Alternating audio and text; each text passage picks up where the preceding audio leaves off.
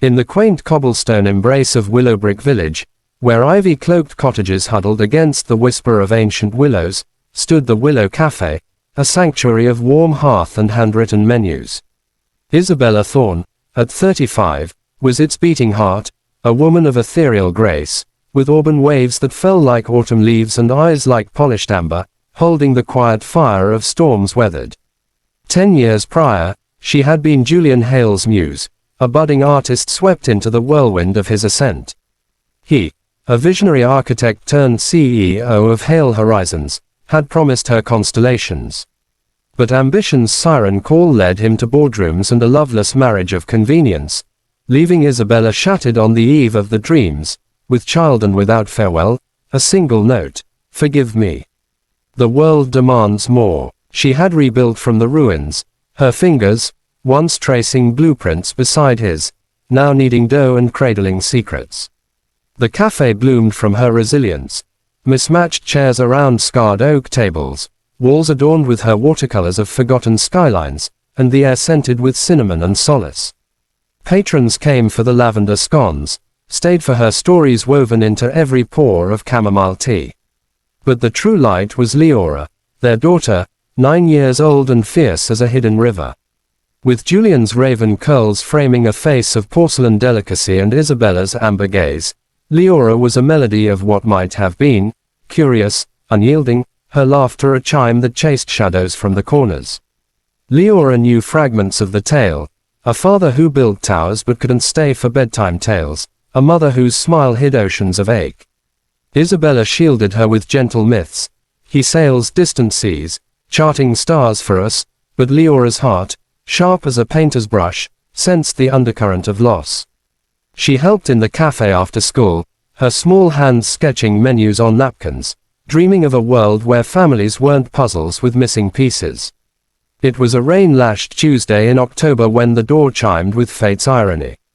Julian Hale stepped in, no longer the lean dreamer of their youth but a polished colossus at 42, broad-shouldered in a charcoal overcoat, silver threading his temples like veins of marble, his eyes, storm gray and haunted, scanning the room with the precision of one who designed empires.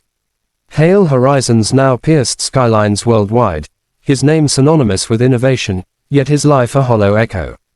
The marriage had crumbled years ago, leaving him adrift in penthouses that overlooked but never touched the lives below. A business trip to Willowbrick, a quaint stop for a merger, drew him to the café, its sign catching his eye like a half-remembered verse.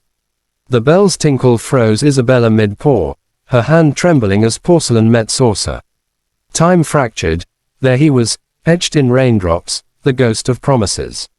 Their eyes met across the steam-kissed counter, amber to gray, a spark that reignited buried embers. "Julian," she breathed, voice a fragile thread. He faltered, coat shedding droplets like unshed tears. "Isabella, I never thought." The words hung, inadequate as the note he'd left. Patrons hushed, sensing the electric hush. Leora, perched on a stool behind the counter with her sketchbook, looked up from her drawing, a whimsical cafe where giants knelt to children. Her pencil stilled, intuition flaring like a match in dusk. She slid down, bare feet silent on the worn planks, and stood between them, a sentinel no taller than his waist.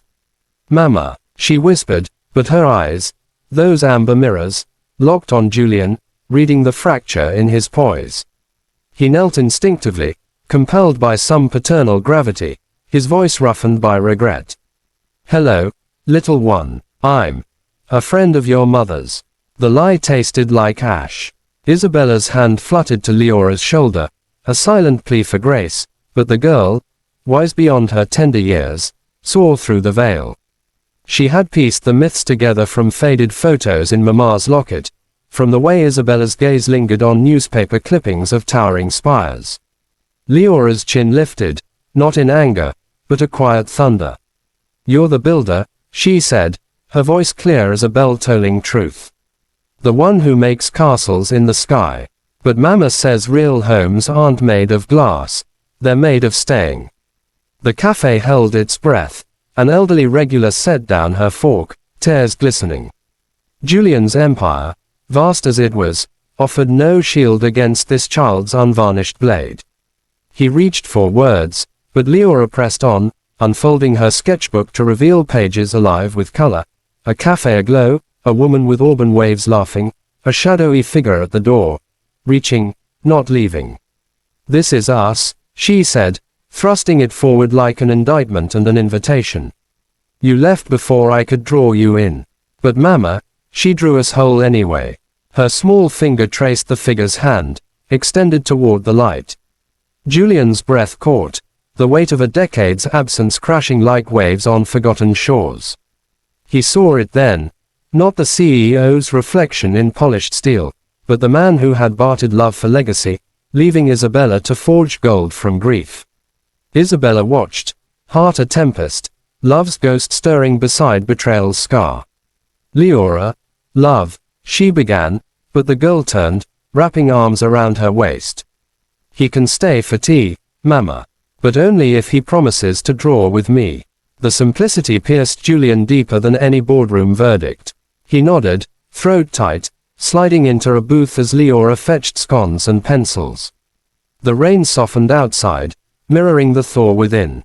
Hours unfolded like forgotten blueprints.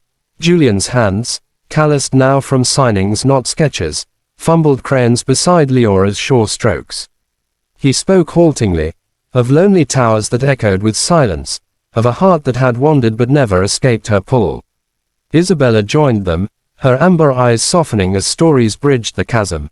The child's first steps on cafe floors, birthdays celebrated with wildflower crowns, the quiet strength that had turned abandonment into abundance. As dusk painted the windows gold, Julian rose, but not to leave. "I built horizons," he murmured, clasping Isabella's hand, "but you built a world. Let me learn from both of you." Leora beamed, sealing the vow with a hug that smelled of cinnamon and new beginnings. The Willow Cafe, once a refuge for one, became a hearth for three, proof that time doesn't erase wounds, but grace can redraw the lines.